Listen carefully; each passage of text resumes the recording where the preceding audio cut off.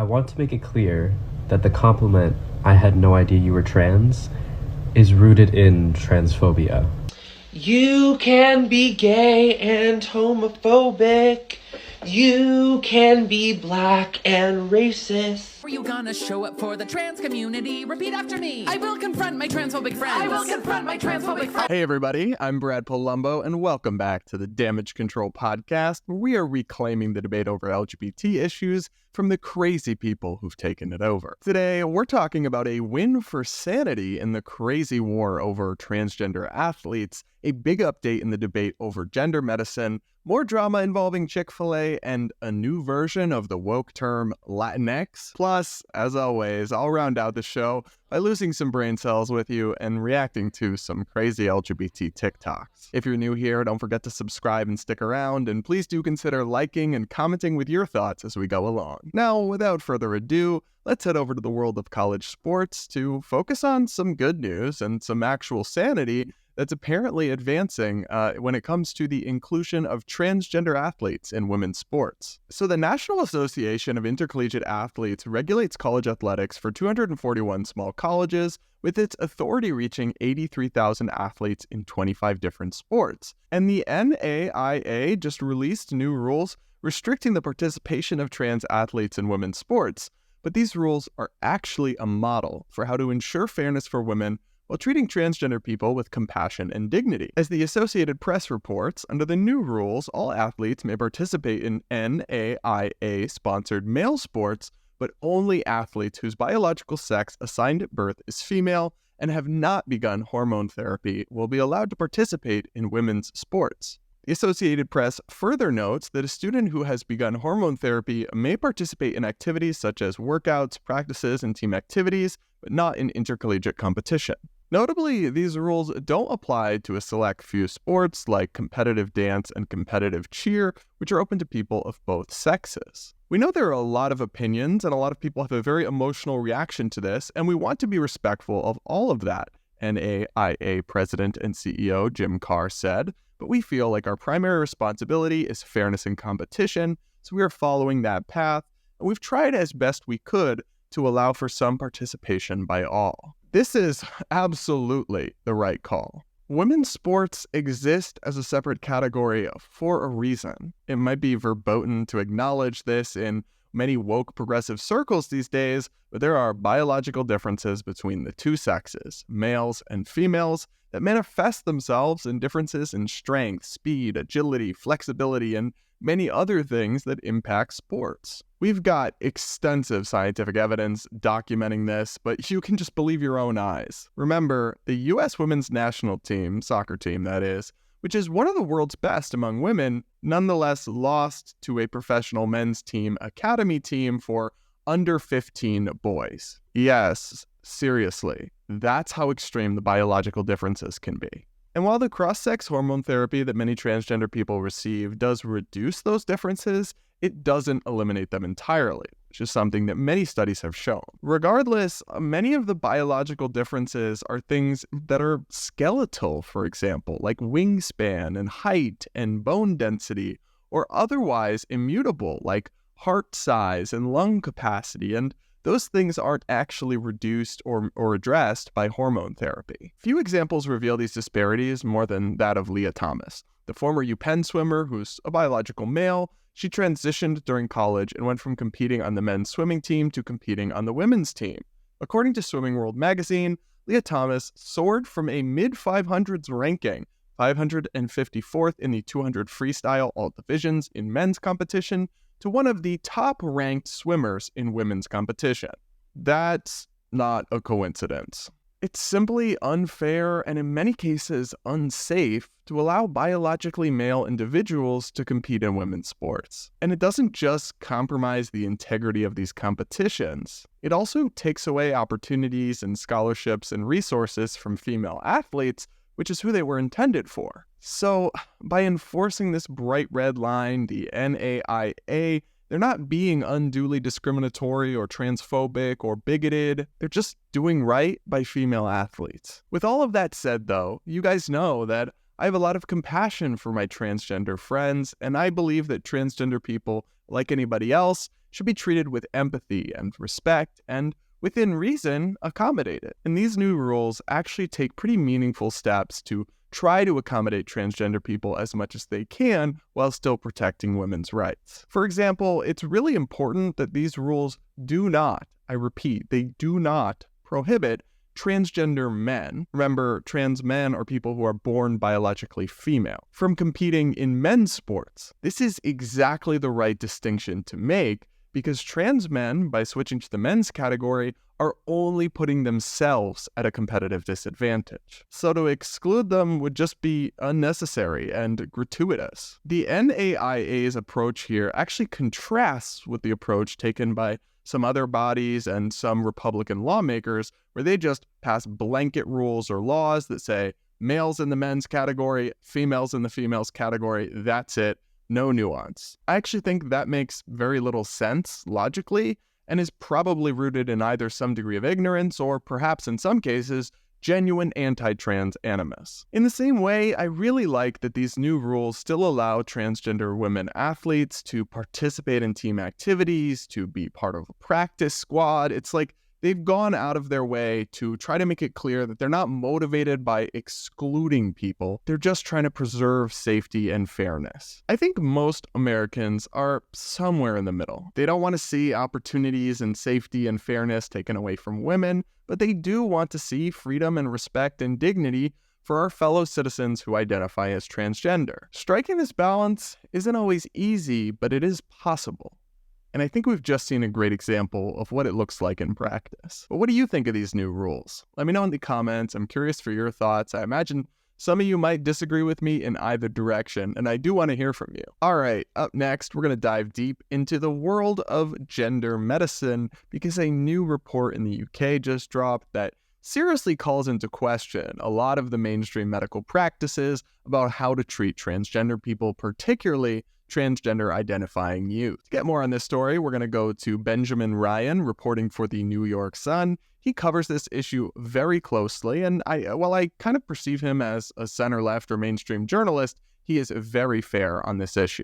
So the headline of this article reads, "A major UK report finds pediatric gender medicine is based on, quote, remarkably weak evidence. 4 years in the making, the report has firmly established new cautious policies on treating youth gender distress in England that are an ocean apart from the liberal treatment practices prevalent in blue US states. He reports that a new era in the care of children and adolescents with gender-related distress has begun in England, where a government-appointed team has published a mammoth report critiquing this controversial and politicized branch of pediatrics. Commissioned by England's National Health Service in 2020 and published in its final form on Tuesday evening, the nearly 400-page independent report positions the NHS as the global standard-bearer of a cautious and circumspect new method of caring for youth who are troubled about their gender. The report characterizes pediatric gender transition treatment as based on remarkably weak evidence. This involves prescribing minors puberty blockers and cross-sex hormones, a medical practice that England's recently shuttered pediatric clinics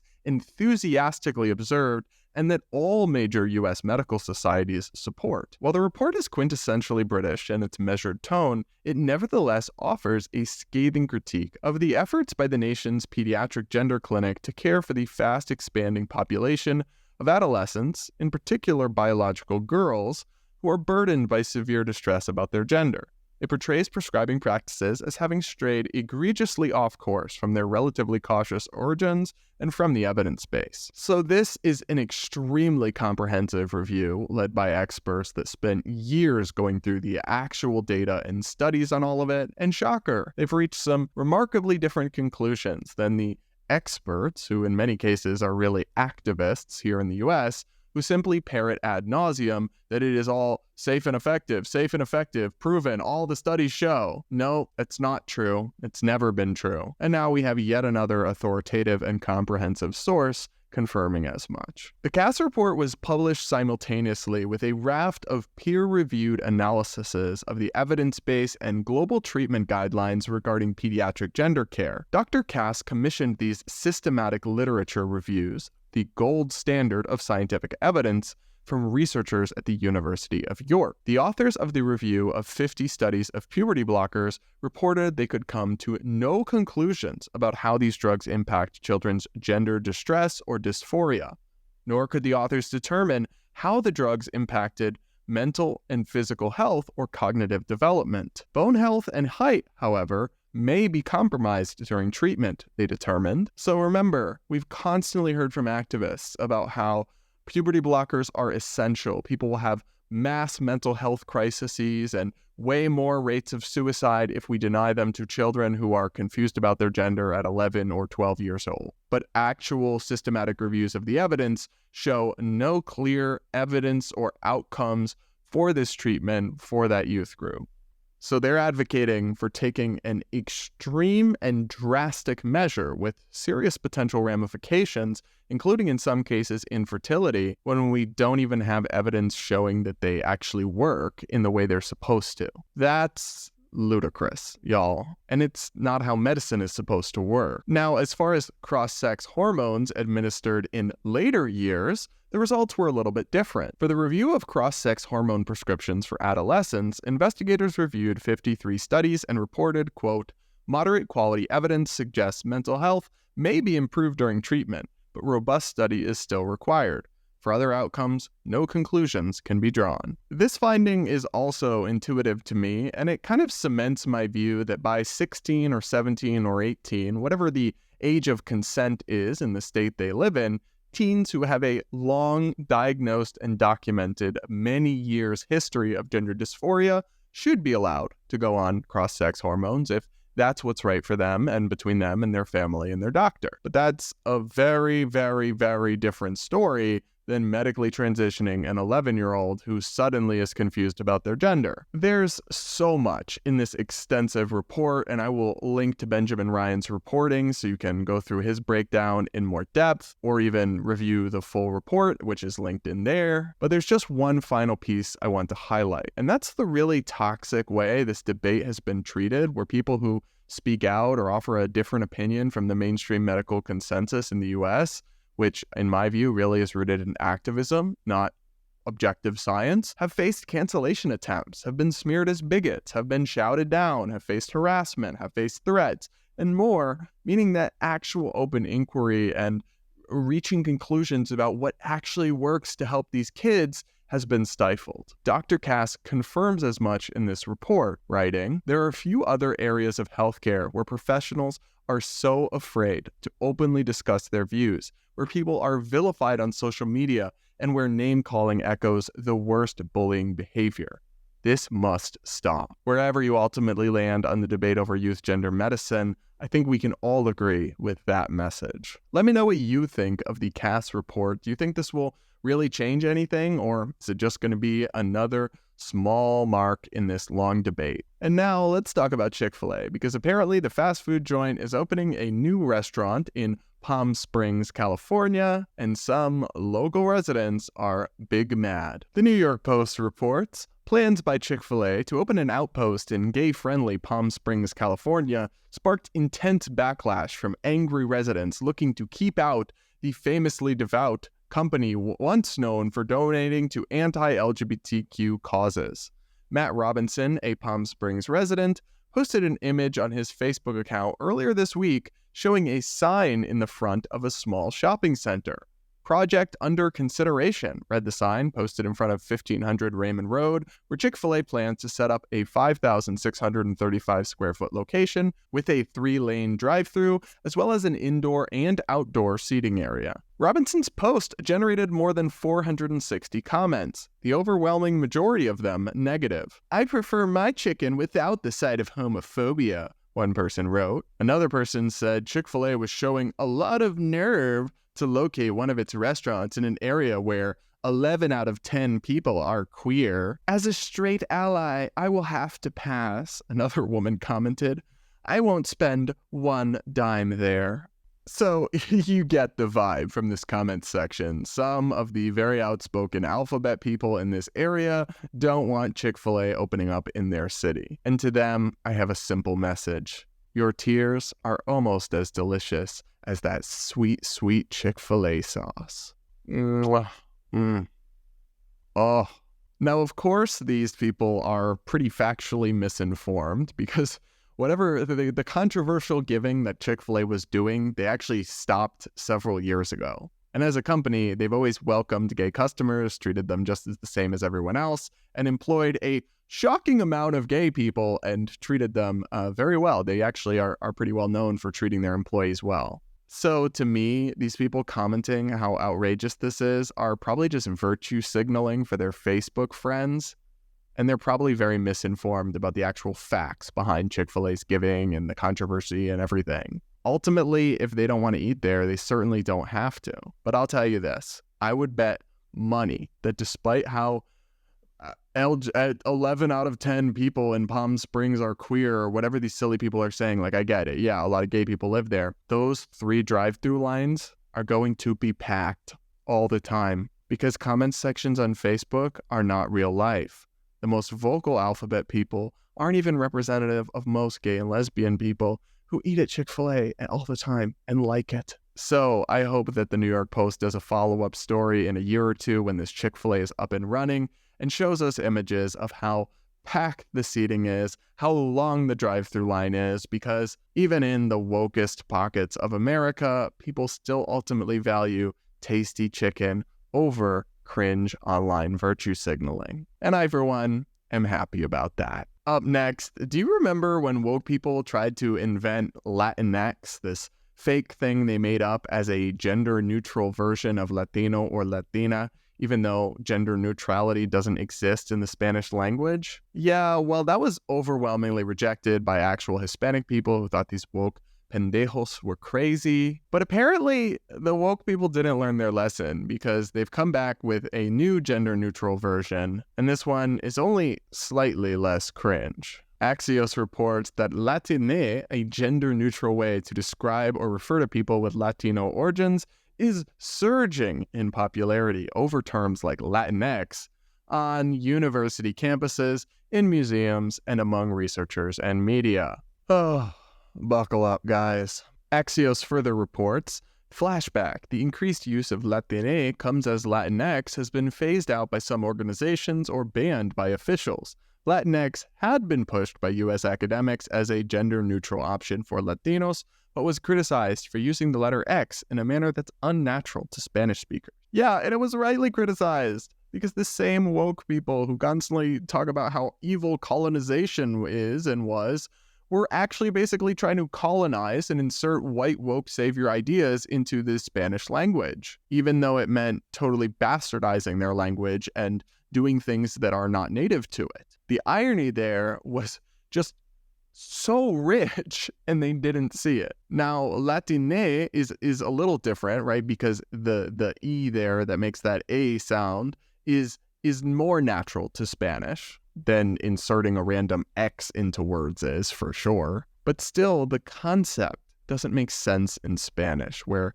everything, a table, has a gender, even though, of course, it's not actually female. Now, Axios claims that they polled people about this and that 41% of US Latinos say they are comfortable with Latine. I don't buy it. Sorry. But basically every Hispanic person I talk to in the real world thinks this is a ridiculous concept. Whether it's Latinx or Latine, it might be slightly less ridiculous, but it's still ridiculous. And the breakdown in the details of the poll results are telling. While some people might be comfortable with the term, Latino and Hispanic are still the preferred terms for respondents, with over 80% acceptance, followed by a descriptor tied to a country of origin, such as Cuban American or Mexican American. And here's where it gets good.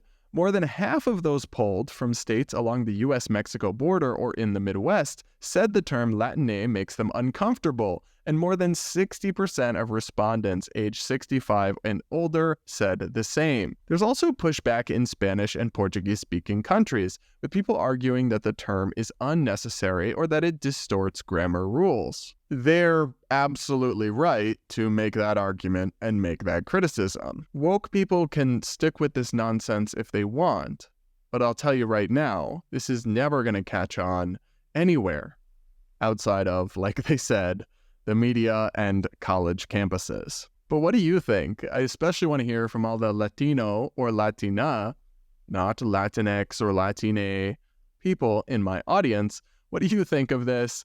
Do you think it's important? Does it even make sense in your language? I minored in Spanish, so I understand and speak it just a little bit, but I want to hear from you guys especially. So please do comment with your thoughts or shoot me an email or DM. I would love to hear from you. And now let's head to everybody's favorite part of the show, where I react to cringe and dumb TikToks from the LGBT community and try not to lose too many brain cells as you guys watch me suffer and enjoy my pain. Up first, did you know that now passing is transphobic? I want to make it clear that the compliment, "I had no idea you were trans," is rooted in transphobia. Yeah. Just ask yourself, why is this person's transness something they should be happy that I didn't perceive? It's kind of like, it gets handed to you on a silver platter. Like, yeah. And it sucks because, like, for a lot of us, even if we've unpacked all this stuff, like, it still feels good to hear. But I think collectively, we need to find better compliments and unpack the ones we give to trans people, as non-trans people, or even as trans people ourselves. And then always take into account the fact that some trans people do not give a shit about passing. So, is your compliment even relevant to them? Continue to uplift and compliment trans people, just find better ways of doing it. We appreciate you. Even I can't can keep up at this point, y'all. Actual trans people, my friends with gender dysphoria, the Blair Whites, the Buck Angels of the world, their goal has always been to pass, to transition and blend into society as the opposite sex from what they were born as. If you tell them that you couldn't even tell they were trans, which in both of their cases, you really can't unless you know that, that is a compliment. That's exactly what they're going for because they're actually transgender. They actually have gender dysphoria. They're not posers or TikTok clout chasers. All I have to really say about this is that it really does seem that videos like this and all the messaging we hear out of these radical trans types on TikTok, Twitter, and everywhere else actually undercuts the legitimate experiences and medical basis that made the case for acceptance and normalization of legitimately transsexual people in the first place. And to be honest, this person might just be mad about this compliment because they've never received it. Up next, this TikToker has an interpretive dance for us. I'm not homophobic, I'm LGBTQ. I will be doing an interpretive dance to answer this comment. You can be gay and homophobic. You can be black and racist. You can be a woman and sexist. And if you say, but I have a black friend, or but I'm gay, I'm not transphobic, this is my interpretive dance, it's still problematic. So just because you are something doesn't mean you could be a jerk, because that's still wrong. And if you are wrong, look at the, oh wait, I need to scoot back to this extension. And if you are wrong and mean, that's the wrong thing to do. So don't be homophobic, and don't be racist, and don't be sexist. Just do interpretive dances to answer questions and live a good life. I hope this helps everyone, and goodbye. Narrator. This did not, in fact, help. I will say this, I actually like this guy, Desmond. I watch a lot of his videos, and he seems like a nice person. But this dance is extraordinarily cringe. Onto the substance of what he says in this clip. To an extremely limited and narrow degree, I do kind of agree. You can be a gay person and be homophobic. You can be a black person and be racist towards black people. A gay person, and I have seen this on Twitter, who is constantly baselessly accusing other gay people of being secret P3DOs is homophobic, or at least they're engaging in homophobic behavior.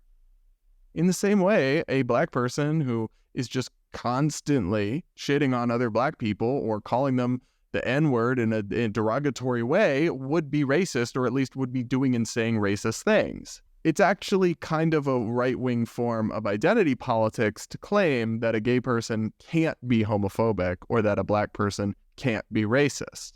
Now, the reason I only agree with this to an extremely limited degree is that in reality, it's very, very rare. But people on the left constantly accuse any Black person or any gay person who thinks differently or disagrees with them of being homophobic and racist and self-hating and self-loathing. So like 9 times out of 10 or more, it's a disingenuous accusation. But I do agree that it's certainly not impossible. What do you guys think? Let me know in the comments. Or send me a video of you doing an interpretive dance with your answer. That's a joke. Please don't. Please don't. Up next, this person explains how being queer changed all of her political views. I grew up super Christian and super Republican, and now I'm queer, I'm a leftist, etc. I love talking about this subject. I think that growing up when you're like in the closet queer and you're in a really Christian conservative environment, it's such a specific experience. I figured out that I was queer in middle school basically because what I would do is I would spend hours on Tumblr searching hashtag girls kissing. Like I'd get home from school and I would just like go to the family laptop and like hide under the dining room table with the family laptop and write in, hashtag girls kissing, girls kiss each other, girls loving, girls love girls, lesbians. It was like lesbian Tumblr porn, honestly. Like I'd be like, oh my gosh, like, so what is this about? But after every like 30 minutes of me looking at hashtag girls kissing on Tumblr, I would then spend the next like 3 or 4 hours on yahooanswers.com. I made like a burner account basically, and I would just post over and over the same question, am I gay? I'd literally be like alone, like under the table on the family computer, like, am I gay? Am I gay? Am I gay? Am I gay? If I watch lesbian porn and I like it a lot, am I gay? Of course, I'd get a million comments every time being like, yeah, girl, what are you talking about? Like, stop posting this question. My mom would like call into the house like, hey kids, time for dinner. I'd be like, I'm busy trying to figure out if I'm gonna go to hell or not. I eventually accepted like, okay, I might be gay, but I'm gonna stay in the closet and I'm just gonna become a really good ally. My political views and all my social views completely changed, and I started like fighting of my Christian friends at my Christian middle school, being like, I don't have any horse in this race, but I actually think being gay isn't that bad. So the bulk of this TikTok is not that controversial and is kind of relatable, honestly, to the experience that a lot of us went through as gay teenagers, not queer, gay, in this era where we had smartphones and social media. The part I don't like about it is when this person admits that simply just by realizing she was a lesbian, her entire political and social worldview changed. I think it's a natural response when you're in, I know a lot of people who've had this, where they're in a extremely right-wing Christian environment growing up, and then it stifles them, it makes them feel like they can't be themselves, and so when they become adults, they cast off the chains and they just kind of go to the other side on everything by default. I had something of a similar experience where I went to a super woke and super leftist college, and initially I was just like, oh, I must be super right-wing. And then over time, I realized that actually I need to think about every issue and kind of decide for myself, and I ended up in this center-right place that I now occupy. But a lot of people, like this woman, never do that thinking, that critical thinking, that issue-by-issue analysis. They just go from red NPC to blue NPC, or vice versa. That's always a mistake, but it's especially a mistake when you're doing it on the basis of immutable demographic characteristics like being gay. There's just no reason that being gay or being straight should cause you to do a 180 on what tax policy you think is best for the economy, on what gun control rules and regulations you support, on what vision of foreign policy you want America to engage in the world, on how you think our immigration system should be handled, on whether you're pro-life or pro-choice, or on so many other things. And if you're just doing a 180 from one extreme to the other because of your identity, you're falling victim to tribal thinking and polarization, and you really need to embrace critical thinking and introspection and decide for yourself as an individual on every issue what you actually believe. But unfortunately, many, many people in the LGBT community are unwilling, at least so far, to do so. All right, we've got one last TikTok to react to, and turn down your volume, all right? But just get ready, okay? It's Transgender Day of Visibility, but I really hope that you don't only see me. Cause visibility without power leads to violence, so how are you gonna show up for the trans community? Repeat after me. I will confront my transphobic friends. I will confront my transphobic friends. I'll go and call my state reps. I'll go and call my state reps. I'll be a champion for trans rights. I'll be a champion for trans rights. And I will respect your name and pronouns, confront my personal biases, educate myself so you don't have to, and pay you money. Get to work. I'm sorry, y'all, but to slightly misquote Donald Trump, we need a complete and total shutdown of ukuleles until we can figure out what the hell is going on TikTok. And this reminds me of what I tweeted on Transgender Visibility Day, where I was like, first off, I wasn't really triggered that it was on Easter because that was just a quirk of the calendar. That wasn't some conspiracy or anything that some right-wingers were making it out to be. But I just tweeted that, like, at this point, y'all might be too visible. Like, this kind of cringe stuff is making trans acceptance go down, not up. Maybe you guys should be trying to get a little less visible and just blend in and stop rocking the boat or being cringe. And then people, I think, will leave you alone and let you live your life, which is what I want for you. Also, nobody's giving you money. I hate this. Like, I don't know about this person, but a lot of the trans activists will have like Cash App in bio, mutual aid, support, get a job. And TikTok doesn't count unless you have a lot of views and you're making a lot of money on there, then it counts. But if you're just a medium-sized TikToker like this, that's not enough for a real job. So don't ask people for money, just get to work, okay? And please, stop. Delete the ukulele. Delete it, okay? Delete. All right, guys, I can't handle any more alphabet TikToks without incurring permanent brain damage. If you got a kick out of this, don't forget to like, comment, subscribe, yada, yada, yada. And with that, I'll see you all next week.